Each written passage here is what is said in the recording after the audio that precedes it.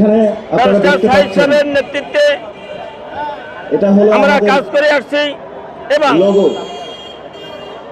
Chittagong EPZ zone থেকে আমরা 10,057 জন অসহায় খেটে খাওয়া বাস্তুহারা নদীবাঙ্গন এলাকার পরিবার আমরা জাপান থেকে কাঠ পেয়েছি। মৌজা দক্ষিণ হালিশহর মৌজা এবং দাগ নাম্বার খতিয়ান নাম্বার সহকারে আমরা জায়গার খতিয়ান সহকারে আমরা গ্রহণ করেছি। তবে দীর্ঘ ব্রিটিশ সরকারের আমল থেকে আমরা চেষ্টা করে আসছি, কিন্তু আমরা জায়গাটি দখল থেকে আমরা বঞ্চিত।